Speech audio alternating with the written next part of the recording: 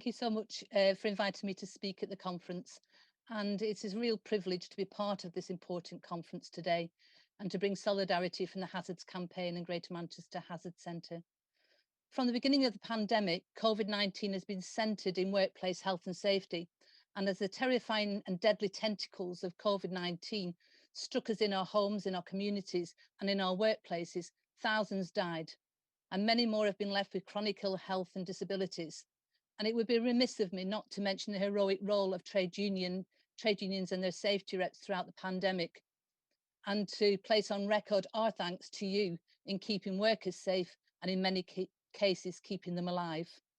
Many workers have been placed at significant and unnecessary risk throughout the pandemic, and it's been clear that we can't trust the UK government, our employers in many workplaces, or the health and safety executive, the health and safety enforcers, to protect workers and public health. And workers' health is public health. Increased risks in the workplace has been shown to spread the virus and place communities and families in jeopardy. In England, outbreaks in Leicester's sweatshops hit the headlines, and the meat processing and food processing plants across the UK and Ireland have been prime examples of rocketing infections, but they're not unique. There have been many examples of individuals and communities being placed at risk because of unsafe and unhealthy working conditions and practices. The pandemic didn't cause the occupational health crisis, it exposed it. Health and safety law was developed over decades. It was fought for by the collective action of workers. But for the last 3 decades, health and safety has been ideologically demonised as pointless red tape and a burden on business. And this has challenged its effectiveness. All the things that keep workers safe and healthy. Health and safety laws, enforcement and trade union organisations have been attacked and undermined by deregulatory neoliberal governments of all shades. Funding to the enforcement authorities has been cut by more than 50%. The introduction of new laws as technology and the route of workplace harm changes have been blocked. And in too many cases, workers' ability to get compensation or redress have been denied. There has been an insatiable drive to cut regulations, the very ones that protect workers, our communities and our people. Steve Tombs, an academic at the Open University, in his Better Regulation, Better for Whom, says business harms are routine, systemic and crucially avoidable.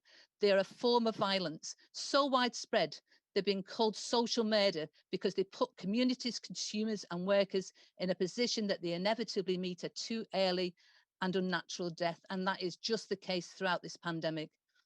Non-essential work has been kept open throughout lockdowns in many places, like the construction, building luxury hotels in Manchester. And again now, many COVID cluster outbreaks in those kept open and workers and community infected as a result. Whose bright idea? Which government ministers, knowing all the risks and routes of COVID transmission, thought it sensible to open up pubs, gyms, clubs and produce super spreading events with eating out to help out? And many of those workers in those places are young, the very same ones who a few weeks later were blamed for spreading the virus. The pandemic has highlighted the inadequate protection of many working people against risks at work and how inequalities in society, those in precarious work, low wages, impoverished living conditions, and with underlying health conditions, many related to their previous exposures to unsafe and unhealthy work, have increased workers' exposures to risk of infection. There have been systemic failures in our occupational health and safety laws to protect workers and harm. 0 hours workers continued to be exploited, no sick pay, some furloughed workers forced to work, vulnerable workers, many working in multiple jobs without risk controlled. And the inequalities has been highlighted before. The risk to health has been disproportionate impact on our older men, Black and ethnic minorities, some women in certain jobs, social economic reasons, systemic racism and lack of PPE available. Or workers wearing PPE that's not up to standard. In fact, we saw standards drop as workers became exposed, infected and died. And now workers are expected to wear face coverings which are not personal protective equipment, not at a proper standard.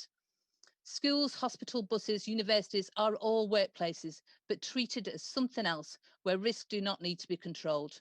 Prisons where transmission of the virus is spreading like a speeding train, gathering momentum, and now over 65% of prisons have outbreaks and 1,000 prison officers off sick. Who has ensured workplaces are COVID safe? Initially, the HSE locked down, then introduced a call centre. and is inspecting workplaces largely through telephone conversations. This is not enforcement. They could have identified those workplaces most at risk and prioritised them for inspections, but they didn't. They discouraged employers from reporting COVID deaths, infections or near misses. They failed to support or respond to workers wanting to register concerns to be investigated.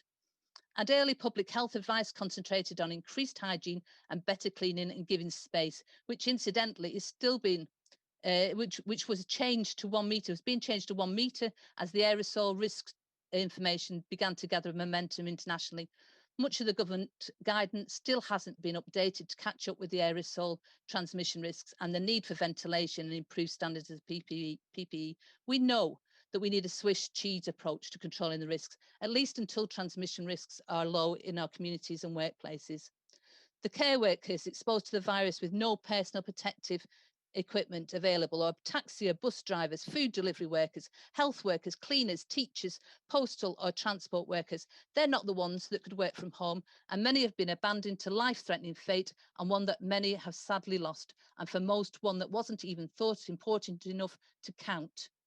Trade unions desperately organised their own PPE supplies to protect their members, and where collective action was possible, they forced employers to protect them. Who could forget the images of the Chinese army of virus testers in their full protective clothes compared to the frontline workers in adapted plastic bin bags?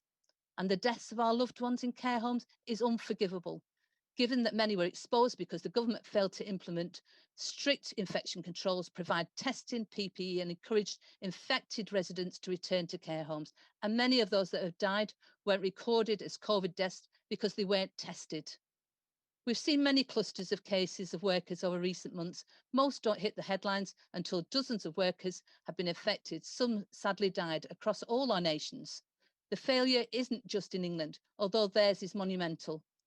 And advice about transmission sources has lagged way behind the available research, and the government has been forced to provide information only when too many people are now aware of the science.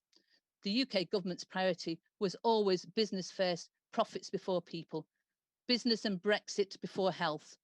Health and safety law hasn't changed, but government guidance has undermined it, and there's been an abuse of available science. They've ignored the workplace transmission. They've kept workplaces open. GMB this week have reported that nearly all their members are back working. Many workers being returned to unsafe workplaces without additional controls, even those who have previously been shielding or who have and can work from home. Schools were forced to open up wider to get workers back. There's no recognition of the community and family transmission risks from children. They failed to control or invest in resources to ensure that risks of transmission were controlled. They haven't followed. Janet, can I give you your 2 minutes timing? Thank you very much. They haven't followed the zero COVID strategy or ensured that COVID safe workplaces were only open. The find test, trace, isolate and support was abandoned to privatised services, which failed to contact, failed to support those isolating and failed to test. And the government has been forced at every stage to act to protect lives, but no overall strategy being followed, only too high transmission, then lockdown. And when the body bags pile up until the vaccination is established, we are on a roller coaster of infection with no track or safety net. It's a class war. A few weeks ago, Matt Hancock seemed at a loss to understand why so many people in Britain go out to work when they're unwell, and that says it all.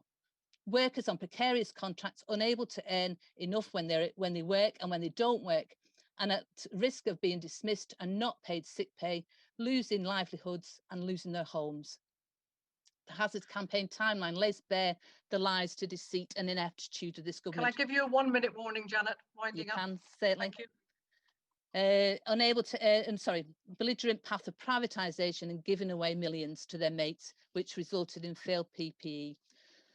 So I wish to end with when it's all over, but our new reality is that to many people, it isn't all over. Many thousands are being left with chronic ill health, many thousands of loved ones who've died, and many are left with trauma and scars that may never heal. But this pandemic, above all else, has shown the unity in our strength, and we need to organise and act collectively to achieve decent jobs with real living wage and secure employment, and a system of health and safety that takes a precautionary and preventative approach, and one that is proactive and participative. And I end by remembering all those people, and especially those workers who have died unnecessarily because their employers didn't control the risks and the enforcement didn't ensure their workers' safety, and the government continues to be negligent in eliminating the virus. We remember with heartache our dead, but we will continue to fight like hell for the living. Thank you.